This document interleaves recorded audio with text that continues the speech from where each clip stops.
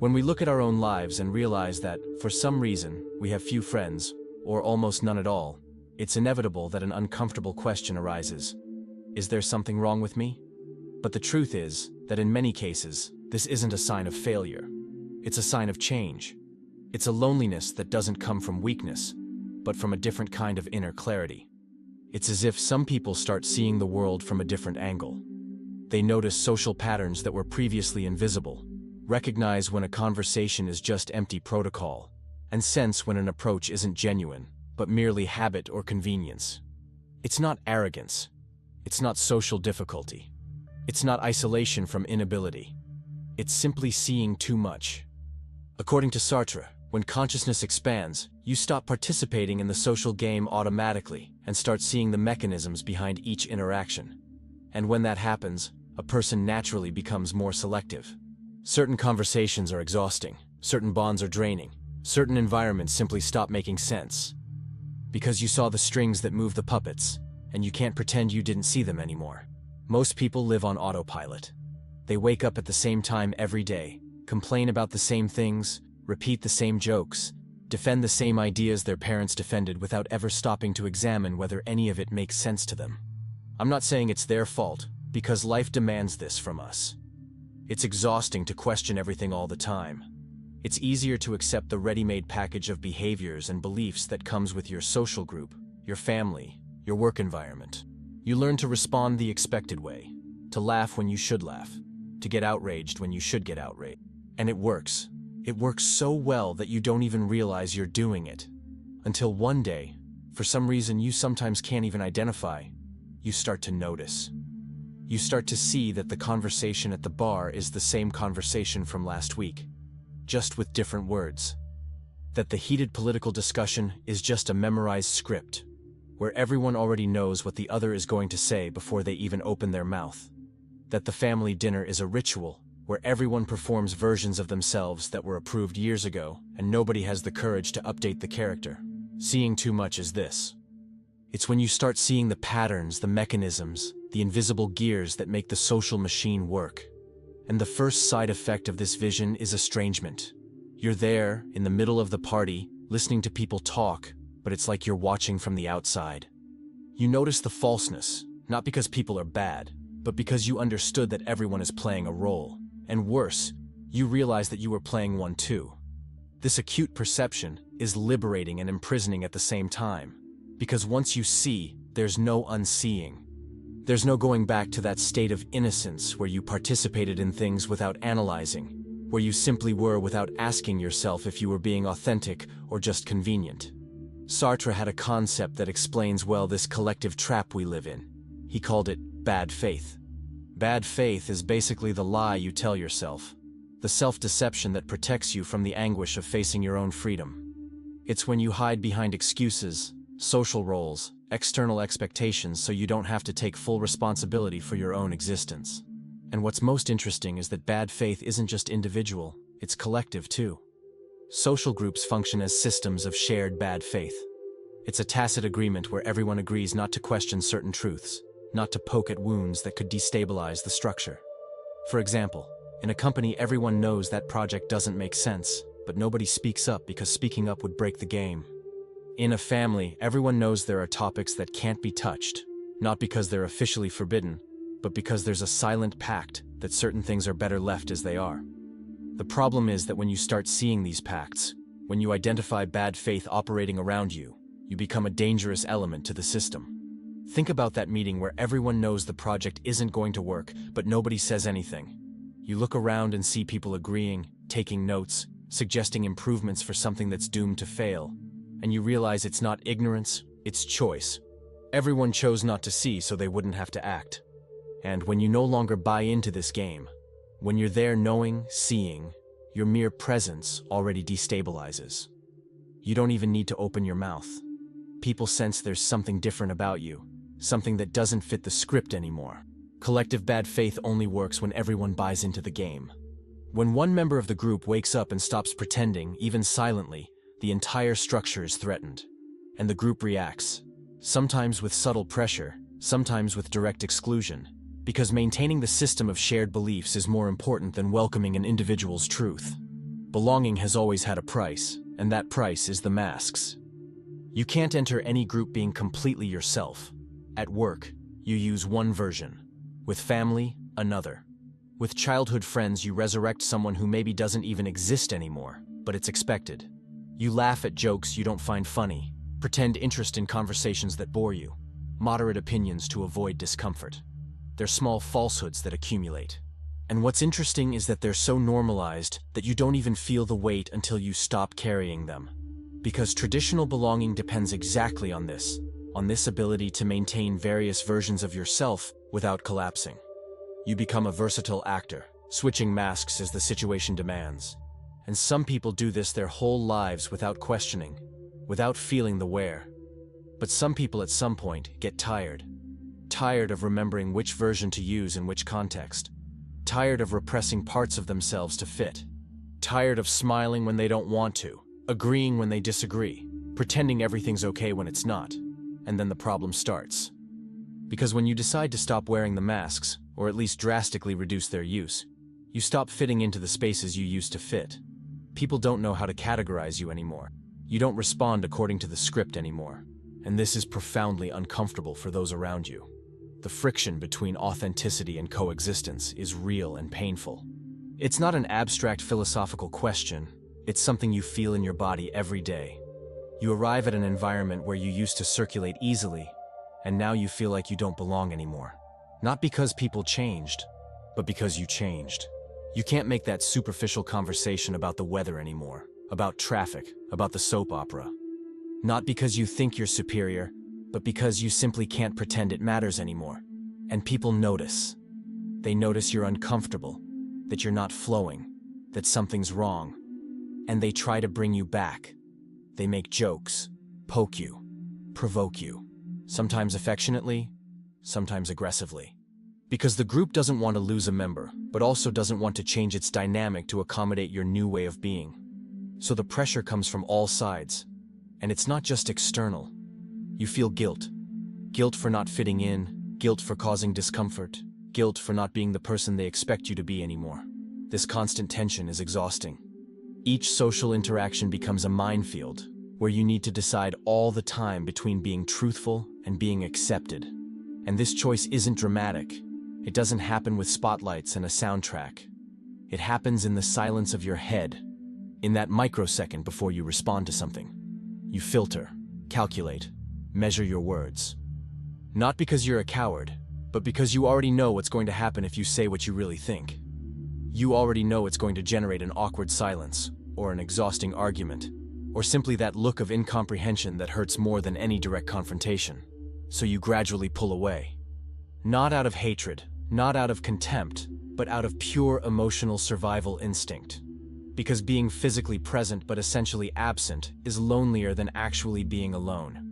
At least alone you don't have to pretend. Sartre said that to exist is to choose. And when you clearly see social dynamics, you can no longer participate in them innocently.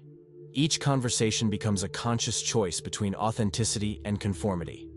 The weight of these choices is that they make you responsible. You can no longer hide behind automatism. Because you know. You see. And seeing is a form of responsibility that can't be transferred. Even when you choose to conform, you know you're conforming, and that takes away the comfort of conformity. This constant awareness is exhausting in a way that those who've never experienced it don't understand. There's no autopilot anymore. And naturally, this leads to withdrawal, because maintaining relationships that require complicity with things you no longer believe in becomes impossible. You can't stand pretending the prejudice joke is funny anymore. Can't stand participating in conversations where everyone criticizes someone behind their back. Can't stand environments where superficiality is the rule and depth is treated as exaggeration or drama. And when you refuse to participate in these things, even silently, you automatically place yourself outside. People don't call you anymore because you became the boring one, the complicated one, the one who kills the vibe. And maybe they're right. Maybe you really do kill the vibe, if the vibe depends on everyone pretending everything's okay when it's not. If you're enjoying this content, you might also like our exclusive material that's in the first pinned comment. It's important to make clear that withdrawal isn't misanthropy. It's not hatred of people. It's not thinking you're better than anyone. It's just an inevitable consequence of the search for internal coherence. When you start living according to what you really believe, according to what you really feel, you naturally distance yourself from spaces that require you to betray these things. And that hurts. Because you don't necessarily want to be alone. You just realize you can no longer maintain relationships based on falseness, even if they're small and socially accepted falsehoods. You prefer honest solitude to fake company. Not because solitude is better, but because it's less destructive to who you've become. Because staying in a group where you need to constantly betray yourself to belong is a form of silent violence against yourself. And there comes a time when you can't bear this violence anymore, even if it comes wrapped in smiles and lunch invitations. The withdrawal comes from fidelity to yourself, not from contempt for others. And this distinction is crucial. Because you can look at people with compassion, can understand they're doing the best they can, but understanding doesn't mean you can coexist.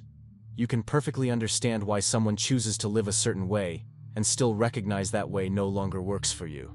That trying to force a coexistence that requires falseness from you will only generate resentment. So you pull away. Not with anger, but with sadness.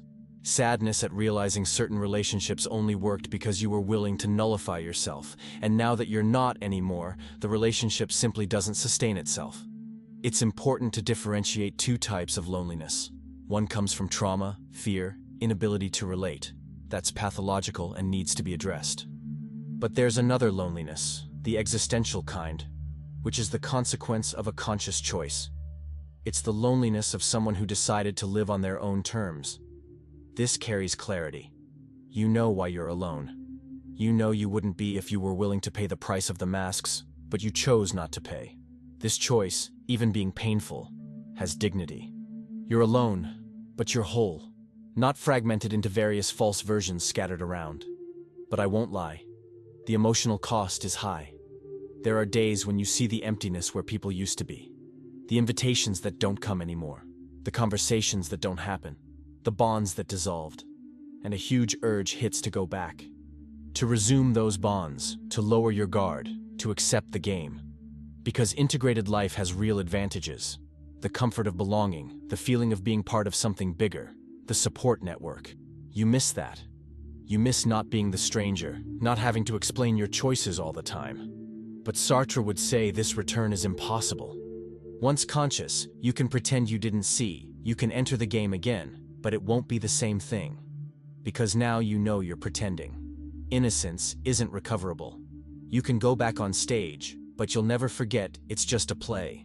So you're torn between the comfort of going back and the awareness that it would be an internal betrayal. And you need to decide which part is more worth preserving. The anguish Sartre describes is exactly this. The weight of knowing you're totally free and totally responsible. There's no instruction manual. You're thrown into the world and need to invent your own meaning. Living in a group attenuates this anguish through rules, traditions, expectations that tell you what to do. When you see too much, you lose this buffer. You can no longer lean on the group's rules because you saw they're arbitrary. So you're left alone with your freedom, needing to bear the weight of it alone. And this is a radical loneliness, because even surrounded by people, nobody can carry this weight with you. What also happens is that certain insights become incommunicable. You can even try to explain, can use all the right words, can be didactic and patient, but still the person on the other side won't truly understand. Not because they're dumb or limited, but because they haven't had the experience you had. They're in a different existential place. And there are things you only understand by living them, not by hearing someone describe them. So you find yourself in this strange situation where you have perceptions, understandings, visions about life that you simply can't share with the people around you. And this deepens isolation in a very particular way. Because you're there, physically present, but carrying an internal world that's totally invisible to whoever's beside you. You talk about one thing, the person responds about another. You try to explain, the person understands in a completely distorted way. And you realize there's an abyss between you that no amount of conversation will cross. This doesn't mean you're special or enlightened. It just means you're at a different moment in the journey. And that certain understandings are non-transferable. You can't accelerate anyone's process. Each person wakes up in their own time, if they wake up at all. So you learn to live with this incommunicability. Learn not to expect people to understand. Learn not to get frustrated when your attempts at deep connection hit others' superficiality. And you learn mainly not to judge, because you were also there. You were also the person who didn't understand, who lived on autopilot, who thought certain discussions were a waste of time. So you look at others with compassion, but recognize the limits of communication. And accept that certain things you'll carry alone, simply because they're incommunicable to those who haven't gone through the same process. Sartre also talked about the gaze of the other that tries to objectify us, to fix us in categories. When you become aware of this, you resist. You refuse to be just the obedient son, or just the productive employee. You want to be recognized in your totality, in your contradiction. And this refusal generates tension, because people feel comfortable with labels that make the world predictable. When you don't fit, when you escape definition attempts, you cause discomfort. People don't know how to relate to you, can't predict how you'll react. And being authentic isn't a state you achieve once.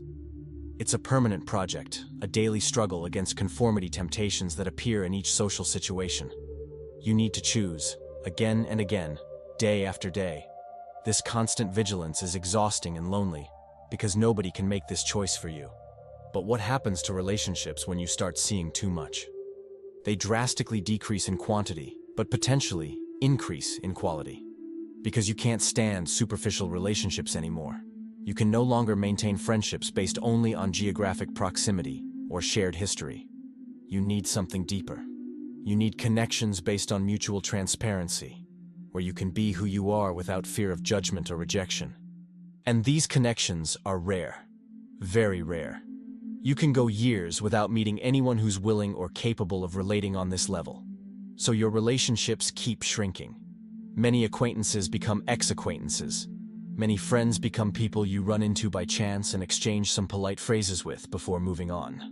And you're left with very few people, sometimes with nobody, but the ones who stay are real. They're relationships that support silence, that support divergence, that don't need masks, where you can arrive and say you're in deep shit without having to wrap the information in false optimism, where you can disagree without it meaning the end of the relationship, where the other sees you, really sees you, and chooses to stay anyway. These relationships are worth more than dozens of superficial friendships, but they require emotional maturity from both sides. They require that the other person has also made this awakening journey, or at least part of it, because otherwise it doesn't work. You can't have a deep relationship with someone who's still completely asleep, completely immersed in automatism. The frequency difference is too great, so you accept you'll have few bonds. And that many people will pass through your life without ever really knowing you. It's the price. And not everyone wants or can pay it. But there's a recurring desire to unsee everything. To go back to that state of unconsciousness where you participated in things without questioning. Where you fit in groups, where you had a bunch of people around even if the relationships were shallow. This desire is human and legitimate. It's not a sign of weakness. It's just the honest recognition that lucidity hurts. That seeing too much has an emotional cost that sometimes seems too high. You look at people living on autopilot and envy their ease. The way they move through social environments without friction, without internal conflict, without this constant weight of having to choose between authenticity and belonging. And you think, wasn't it better before? Shouldn't I have stayed quiet, left things as they were, continued in innocence? Was this whole search for authenticity worth it? If the result is loneliness? This questioning is valid and needs to be done, because if you can't honestly look at the price you're paying and ask if it's worth it, then you're not being truly authentic. You're just trading one form of automatism for another. But the question Sartre would raise is, can you really go back? Can you genuinely recover unconsciousness? And the answer he would give is no. You can pretend you don't see, can enter the bad faith game and participate in social theater as if nothing had changed, but inside you'll know. You'll know you're pretending. You'll know you're betraying something fundamental in yourself. And this awareness will corrode you, so the return isn't a real option. You can choose to conform consciously, knowing you're conforming, but you can't choose innocence. Innocence isn't recoverable. Once you've seen, you've seen. You can close your eyes, but you can't unsee. And this is perhaps the hardest realization of all, because it means you're condemned to your own lucidity. There's no going back. There's no escape. You can even try to numb yourself with distractions, with excesses, with work, with anything that takes you away from contact with yourself. But in moments of silence, the consciousness returns, and you remember that you saw, that you know, that you can no longer genuinely pretend. So you're left with this permanent choice between living according to what you see, even if it isolates you, or living against what you see, even if it destroys you inside. And there's no good option. There's only the option you can sustain without completely annihilating yourself. It's also crucial not to romanticize the withdrawal, not turn it into a sign of spiritual or intellectual superiority. Because it's not. Seeing too much doesn't make you better than anyone, doesn't give you an enlightenment certificate, doesn't place you on a moral level above people who continue living in an integrated and automatic way. They're just different choices facing the human condition. Some people choose the security of belonging and are at peace with the concessions this requires. Others choose the integrity of solitude and are at peace with the isolation this brings. And there are people in the middle, trying to balance both things, paying a more distributed price. None of these options is objectively better. They're just different responses to the same existential problem. The danger lies in creating hierarchies, in thinking that those who pull away are more evolved, more conscious, more courageous, because that's just another form of bad faith. It's using withdrawal as identity, as a way to feel special, as a way to compensate for loneliness with a false sense of superiority. And this destroys precisely what should be preserved, because authenticity doesn't survive an inflated ego. If you're pulling away to prove something, to feel above others, to cultivate an image of depth, then you're not being authentic. You're just trading one mask for another. True authenticity doesn't need an audience, doesn't need recognition, doesn't need to prove anything to anyone. It happens in silence, in the privacy of your own consciousness. And if you need others to know how authentic you are, then you probably aren't. Authentic withdrawal doesn't come accompanied by arrogance. It comes accompanied by sadness. Sadness at not being able to share life with certain people anymore. Sadness at seeing the distance grow between you and people you love. Sadness at realizing certain relationships only worked because you were willing to betray yourself. And now that you're not willing anymore, the relationship simply doesn't exist anymore. There's nothing glorious about it. There's nothing heroic. It's just the natural consequence of a difficult choice. And if you can look at the people who were left behind without judgment, without condescension, just with a calm understanding that you're on different paths now, then maybe you've really understood something. Because true lucidity includes the humility to recognize you don't have the definitive answers, that your way of living isn't the only valid one, that you're just doing the best you can with what you have. What Sartre offers in the end isn't comfort or a promise of happiness. It's just the radical freedom to create your own path, to invent your own meaning, to choose your own values, even when the whole world pulls you in another direction. And with this freedom comes total responsibility. You can't blame anyone, can't hide behind external circumstances. You chose, and you'll keep choosing at every moment. The withdrawal, however painful it may be, is also the opening to this freedom. It's the space created when you remove the ready-made structures, external expectations, social scripts. In this empty, scary, lonely space, you have the chance to invent yourself, to live according to values you chose, not that were imposed. It's not an easy or comfortable life, but it's a life lived on your own terms. And for some people, this is worth more than belonging, more than being loved, more than security. Because in the end, when you look back, the only thing that will matter is whether you lived as yourself or as an edited version that others could accept. Sartre doesn't promise you'll be happy if you choose authenticity. He only says you'll be free, and that this freedom comes accompanied by anguish, responsibility, loneliness, but also dignity.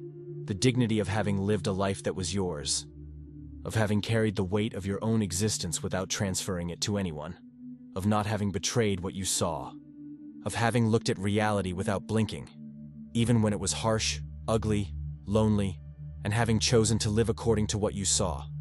Seeing too much pushes you away from people not because you want to, but because you can no longer participate in the games that social coexistence requires.